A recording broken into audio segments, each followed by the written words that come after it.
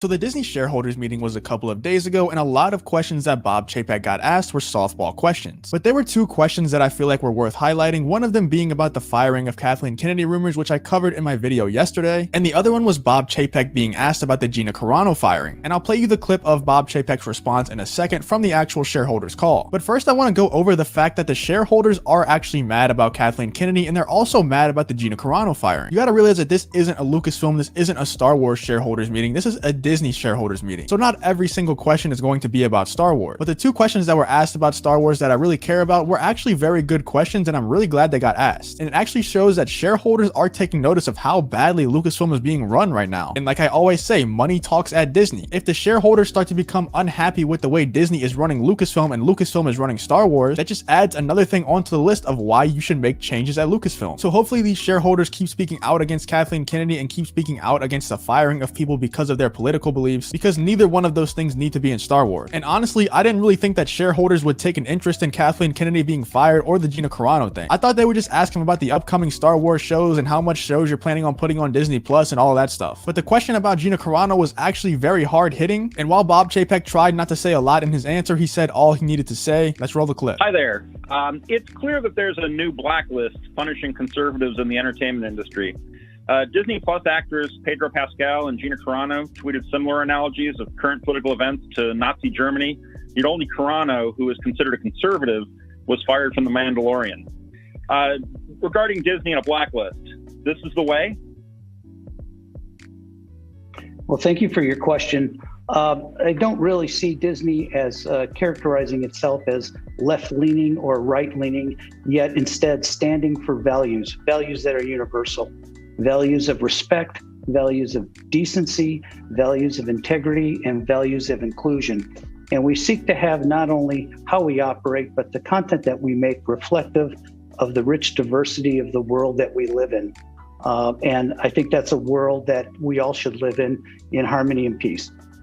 Thank you for your question. Next question. So I really love the question that the shareholder asked for so many different reasons. The fact that he asked about the Gina Carano firing was enough, but then he compared Gina Carano's tweets to Pedro Pascal's tweets and said that they're pretty much tweeting the same thing, they're just on opposite sides of politics, which is 100% true, and Pedro Pascal actually tweets way more radical stuff than Gina Carano tweeted by far. Gina Carano continues to promote peace and positivity constantly on her Twitter, and she never did anything different in the past. She simply shared her opinions on Twitter, and they just happened to not line up with the company that she worked for his opinion. And because a lot of people were twisting her words and calling her racist and transphobic and anti-mask and all the rest of it, Disney gave into the mob and ended up firing her because she had some Republican, some right-wing viewpoint. And I just wanted to be noted that Gina has never identified with any side of politics. She's never said she's right-wing, she's never said she's Republican. This past election was her first time voting. But because she tweeted a couple of opinions that seemed to line up with the right wing, Disney had to cut her off. The shareholder then goes on to ask about the Republican blacklist that's clearly forming inside of Disney. It's clear they want nothing to do with Republicans or people that have right-wing viewpoints,